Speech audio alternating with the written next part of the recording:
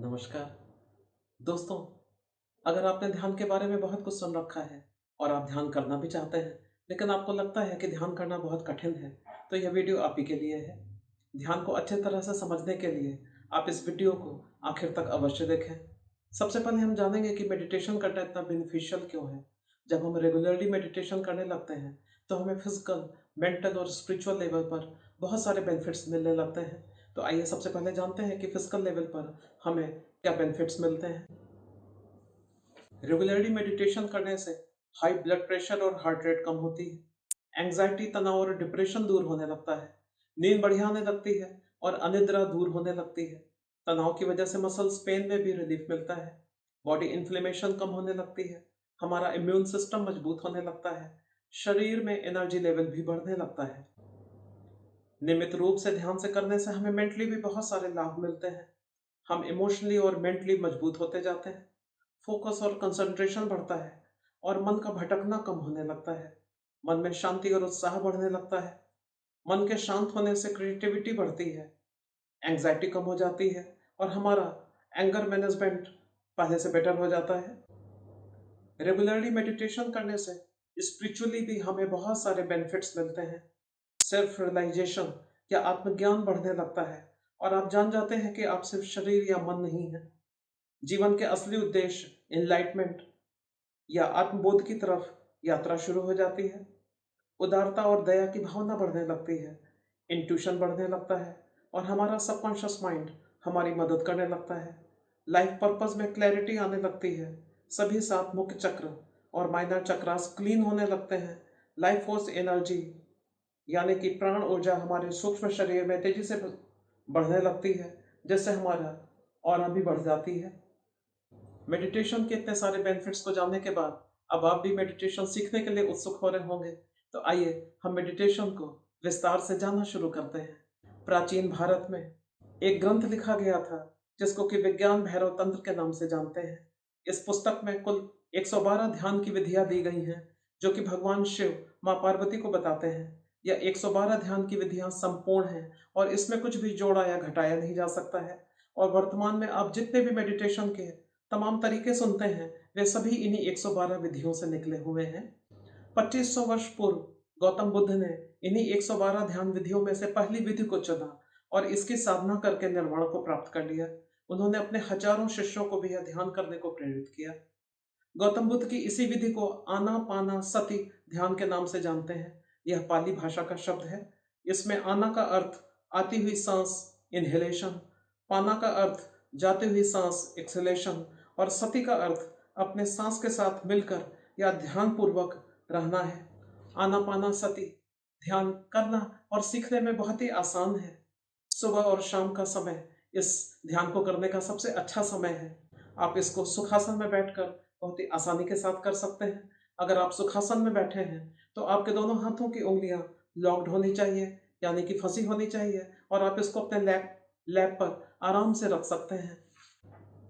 अगर जमीन में बैठने में कोई तकलीफ है तो आप इसे कुर्सी पर बैठकर भी किया जा सकता है। अगर आप कुर्सी पर बैठकर ध्यान कर रहे हैं तो आपके पैर क्रॉस होंगे और दोनों हाथों की उंगलियां भी लॉक्ड होंगी, यानी कि फंसी हुई होंगी। कमर, पीठ और गर्दन सीधी रहेगी, लेकिन आप रिलैक्स्ड होकर बैठेंगे। सबसे पहले आंखों को आराम से बंद करेंगे। दृष्टि को दोनों आईब्रोज के बीच में स्थित थर्ड आई पॉइंट या भ्रूमध्य पर फोकस करेंगे। इसी पॉइंट से हमारी नाक शुरू होती है। जब हमारी दृष्टि थर्ड आई पॉइंट पर केंद्रित हो जाती है तो यह पॉइंट जागृत होने लगता है। इसी केंद्र में लगातार ध्यान करते रहने से कुछ समय पश्चात कॉस्मिक एनर्जी का एक्सप्लोजन होता है।